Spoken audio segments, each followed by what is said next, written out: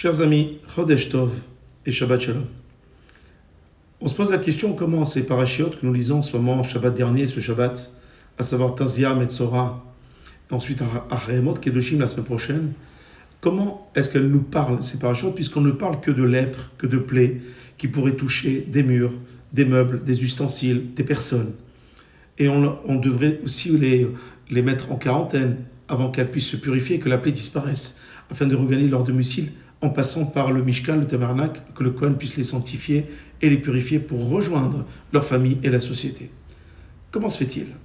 Comment est-ce que cela peut se comprendre aujourd'hui en 2026? Chers amis, lorsque la personne était touchée de plaies, ou de tsaharat, ou kadefet, ou saparat, ou toutes sortes de maladies, c'est parce que c'était une réaction suite à une avéra, suite à un manquement, suite à un problème dans sa vie. Cette réaction se faisait ressentir automatiquement. Pourquoi? Parce qu'une personne qui est pure, à chaque fois qu'elle fait quelque chose qui ne va pas dans sa pureté, alors le corps réagit immédiatement. C'est comme un prince qui mange de la nourriture qu'un SDF pourrait manger. Le prince ne supporterait pas, alors que le SDF mange ça tous les jours. C'est simplement pour vous dire justement que tout dépend de l'habitude que l'on donne aussi à notre vie.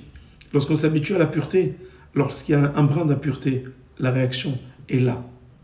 Comment faire pour que cette réaction puisse être exploitée et puisse être comprise par nous? Alors c'est justement la remise en question. Se poser la question, pourquoi j'ai cette épreuve? Pourquoi j'ai ce problème? Pourquoi en ce moment ça ne va pas? Pourquoi ces épreuves reviennent, sont récurrentes, répétitives? Pourquoi je vis difficilement? Pourquoi je suis malade souvent? Alors peut-être des détails pour certains, mais c'est l'essentiel pour le peuple juif.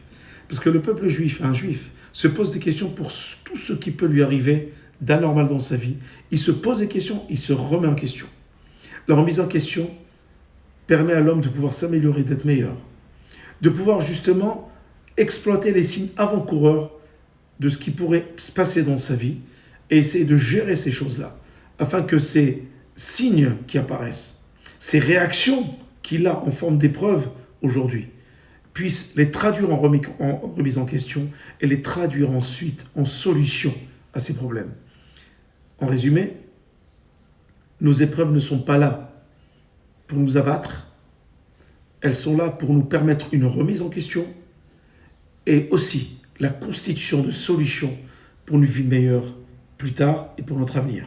Et cela pourrait aussi être un exemple pour nos enfants, nos femmes, nos maris, nos proches, en nous voyant justement nous poser des questions, nous remettre en question, et permettra aussi à ceux qui nous entourent de pouvoir avoir les mêmes réflexes de leur vie au quotidien.